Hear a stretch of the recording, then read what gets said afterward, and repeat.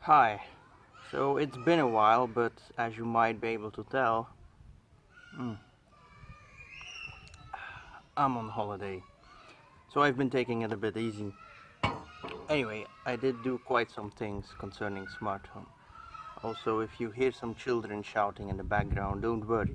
It's because I live next to a school, so I never really get peace and quiet during my holidays. But anyway, so what have I been doing? Well, I've actually extended the driver for the Shelly 1 p.m. So as we saw last time, I already had some general information. However, I wanted to improve that. I wanted to get a little bit more out of it, of course. So I didn't develop the entire thing because let's have a look at the documentation here. You'll see, you can scroll through it. There's actually quite a lot in this little device, but I'm just interested in a few things. Specifically, I am interested in obviously turning the relay on and off so I can enable or disable the power. I'm also very interested in actually measuring the power, and the other thing I'm interested in is the internal temperature.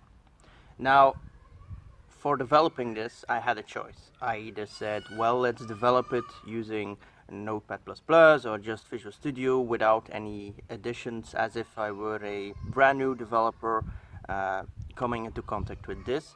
The other option, and the one I went with, was just reusing my development environment that I have at work. I figured, why make it hard if I can, make it easy as well and perform the same stuff. So I used my development environment. What does that mean? That means I have Visual Studio. It also means I have something called DIS, DataMiner Integration Studio, which is an awesome little extension to Visual Studio. It adds a whole lot of stuff to Visual Studio that makes developing a protocol much simpler.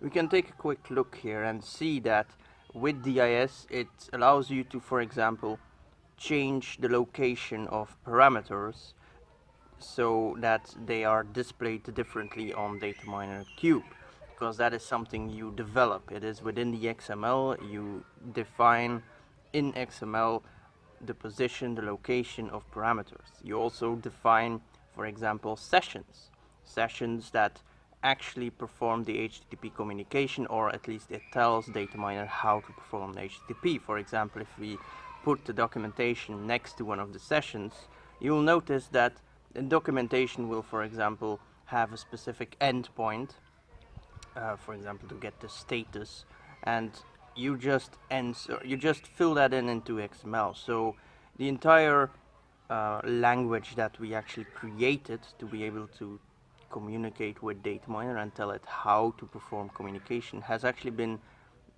distilled down until its simplest form, in which case you just use XML to indicate what. A little more difficult is how to pass the response. Now the response we get back is actually is actually JSON, and I'm going to be using a third-party library called Newton Soft to actually parse that JSON. Now, there's a few online tools that make things a lot easier. I recommend using those for sure. For example, you can just grab the JSON example from the documentation, pour it into an online tool, it converts it into classes in C#, and we are actually using C# as our scripting language, I suppose you could call it. Now, what does that mean? So we can generate the classes, we can use Newtonsoft, but that's normal development. I like to push the boundaries and develop correctly. What does that mean? Well, using DIS, we actually are able to convert that scripting into actual C# projects, meaning that we can actually now use things like unit testing and integration testing. So that's what I'm doing. I'm actually developing TDD, test-driven development. So I'm writing the tests first, expecting what I'm hoping to achieve.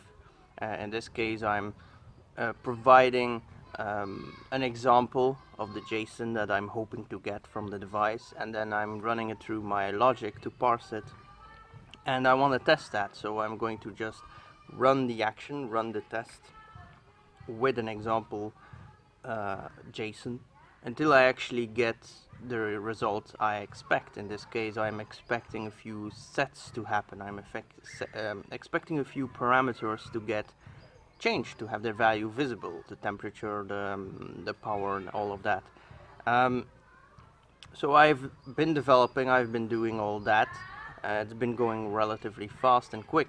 So now I actually have a very nice driver, does what I want to. As you can see here, you know, light goes off, light goes on, light goes off, light goes on. I can just toggle the button and it will work. There's also a toggle with a timer, meaning I can enable it for 10 seconds or 50 seconds or an hour or however long I want. So it's basic functionality, but it's a very good basis for everywhere else to use in my new house. There's a few things I was worried about. So what I did is I enabled trending on the temperature and all of that, just to have a quick look at how everything reacts and how much power is actually being used by things. For example, the light doesn't use too much power, obviously. However, the vacuum cleaner has quite a spike, so I wasn't expecting it to use that much, but now we know. So that's interesting. I'm already enthusiastic about this kind of stuff, to actually measure and see what happens. Now, the thing is, I was a little bit worried about one thing, and I'll show you in the trending here. It should be quite obvious, but the temperature was getting quite high, quite fast, and I was a bit worried. Now, I did some looking up, and this is an internal temperature, so not an external temperature. So, and internal components do get quite warm. We are also dealing with voltage, quite high voltage here. So it kind of made sense. But I was still worried, because it's quite a lot. I mean, it went up to, I think, around 70 degrees centigrade when I used the vacuum cleaner, so... But I did more looking up, and for one, it does seem like the developers and the engineers behind Shelly actually indicate that this is normal behavior, that all the materials used are able to handle that kind of temperature, and that it should, the external chassis, the external case of the Shelly shouldn't actually get that high, which makes sense. There will be heat dissipation happening either way. It's still quite a lot. The only thing I can think of now is I'll probably have a look with my electrician and actually ask him, like, you know, it is according to EU specs, from what I could tell by looking up myself, but I want to check with my electrician just to make sure it is actually valid and okay. Other than that, well, I've mostly been playing around in my mind, just brainstorming what else can I do. There's a few options. What can I look at next? One person, who I won't mention the name of, actually suggested Philips Hue light, but I'm not really convinced yet, because technically the Shelly 1 PM can also be used to enable, disable lights and actually control your lighting. So I might actually end up using that as well for my lighting, instead of paying extra money for those you know, quite expensive Philips Hue light bulbs everywhere.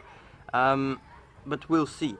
Another thing I've actually been thinking about is looking into water, because I'm very interested in all these cycles within my house. What do I mean by that? Well, there's the electricity cycle, which I've been handling now with the Shelly 1 PM.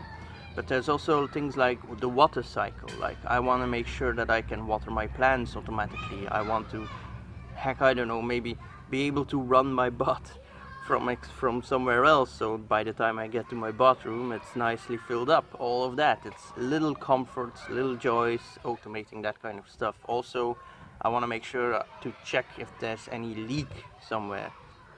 And a very cool one that I'm hoping to achieve somehow is a sensor to see how much water is still available in my well outside, or in my, I don't know the English term actually for it, but I want to see how much water I still have available to use, my rainwater. all of that. So that's what's up next. I'll be looking into probably water and see what I can do there. I'll do some investigation, figure out which sensors are best, and we'll carry on from there. So yeah, that's pretty much it. So I'll continue enjoying my holiday, and I wish everyone the best. Goodbye. Yeah, that's good.